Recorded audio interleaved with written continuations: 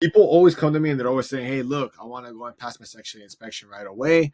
So what do I need to do?" Right? If you literally look up Section 8 inspection checklist, this is on there. It's from the HUD, right?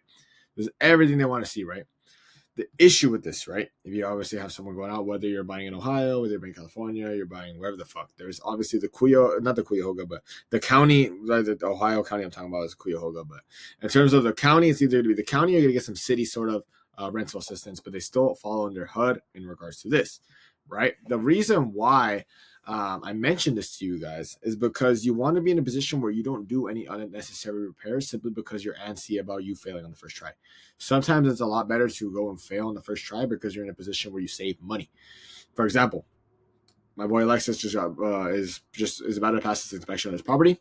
The deal with it is that you don't want to be in a position where like he wanted to go and make it super cosmetically nice. But the thing is that HUD, right?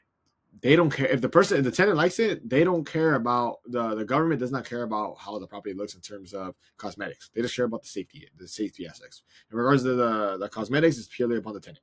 About it. So there's all of these right here. If you're going with something that's in the city, it's gonna be a lot faster in terms of getting a reinspection. In terms of the county, it's gonna be a lot slower because it's just a bigger area that needs to cover and a lot less workers typically. The reason why I say mention to fail it, right? My boy Alexis here, he failed his inspection right away, off the rip, and I said that's fine. The reason why I say it's fine, right, is that you need to be in a position where one, you consult with the property manager. Say, hey, look, what do you think? What things do you think are going to fail inspection? This. Okay, bet. Let's wait until you obviously go and fail inspection, and then when they give us this itemized list, you finish this list, and you're good. You fail the list. It's a lot better instead of you doing unnecessary repairs. But the other thing, the main thing is in regards to consulting with the property manager. If you know something's going to flag right away, that's a safety hazard, then you want to fix it. Because sometimes, if for example, you're in a position where you fix all the safety things, but then right here it says install smoke detector. That takes you fucking 10 minutes, and it's also $60. You did all the safety things. Now you only have to do the smoke detector, and sometimes there may be a guy that's doing the inspections that's just doing them in the neighborhood, and you may be in a position where you say, "Hey, look, boom, I will go and install this," and you just come back right now same day, or you may be able to install it on the spot because you did obviously the safety things, but then there's one sort of like smaller thing that they care about, and you fix it right away. That's something that I want you guys to take into consideration with that regard. In regards to this whole thing, this is something that I like to look at when it comes to actually acquiring the property, right? You want to look at this whole thing in terms of if it even makes sense to buy it in the first place, or if you have to do repairs in order to orchestrate it. That's something you consult the property manager, but the biggest thing is, like I said, you don't want to fail the inspection right away. In regards to this whole thing, and it comes to passing your inspection on the first try, if you try to do that, you need to buy something that's obviously turnkey. But in regards to this whole process of failing it and then going back, double backing it, is that you want to have a property manager that's good with people because sometimes you may get some leeway. And the reason why I mentioned this some leeway is because if they're cool, like, hey man, just fix the XYZ, right? And they're cool with it, and they say, look, like I'll fix it, and you come back in 3 days, is because, for example, if they're a piece of shit, right, and they're rude to the inspector, all the above, once they write this, they can't go. It's like double jeopardy in the law. They can't go and double back unless something fucking breaks.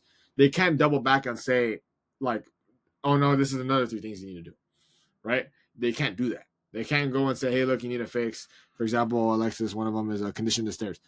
You can't go and say on the first inspection, hey, you need to fix the stairs.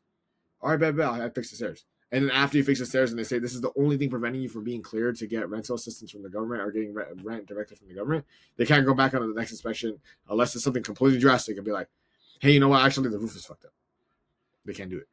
So you want to be in a position where you analyze this and have someone on site that's going to go and be very friendly with this person because at the end of the day, these people deal with some bullshit ass landlords, complete bullshit ass landlords. So you want to make sure that you are identifying who you're dealing with and you're doing it correctly. Because if you're in a position where you're stuck on primarily just passing right away, you may spend unnecessary money. If you do not pass right away, you may get blindsided, get hit with a touch of repairs just because the person's in a bad mood. Like, this is not just something where it's like a robot. Like, you're dealing with a whole human being. There's been times where I've seen other inspectors literally live with my own eyes see mold in the fucking bathrooms of buildings, and then them consult with them and say, hey, like, what are you gonna do about this? Because it's all like, I'll just paint over it. And they're cool with them. And they make it, oh, I'm just going to paint over it, dude. And then just go walk the other way.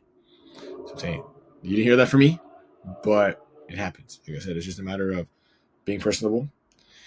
Maybe even bring them donuts. And offer, hey man, you want to do it? I know we're working on we're maybe knocking out some final touch-ups. We have this for our people. Do you want one? Little things like that.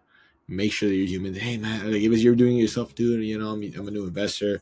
Someone's new with me. I'm trying to help out people, give them affordable housing.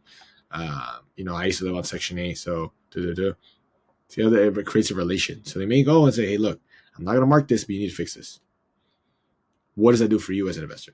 You're in a position where say for example, this Tupperware washer, say for example, it's not operable, but then they're like, hey dude, like I'm not gonna flag you to make you wait another week or 5 days or 2 weeks to go and get a reinspection. Just fix it. Like, you'll fix it, right? Yeah, fix it. But what that does for you is that you go and get your rent a lot faster. You get your deposit a lot faster instead of having to wait for a reinspection. So yeah, if you guys have any questions about this, I don't want to go off on a tangent, but passing your inspection off the rip purely for the goal to say, hey, I passed it on the first try, and doing repairs that are unnecessary doesn't make sense all the time. So don't go and get a property and do all these fucking repairs just because you need cosmetically. It's gonna make it look nice and pass inspection. They don't care about the cosmetics. They just care about safety and habitability. So unless your property manager knows exactly what it is, I wouldn't do those repairs. Even if they do, I would still be a little bit hesitant. Like, hey, like, are you sure about this? So, if you have any questions, let me know. DM me, all the above. But don't waste unnecessary money on repairs. Use your business credit.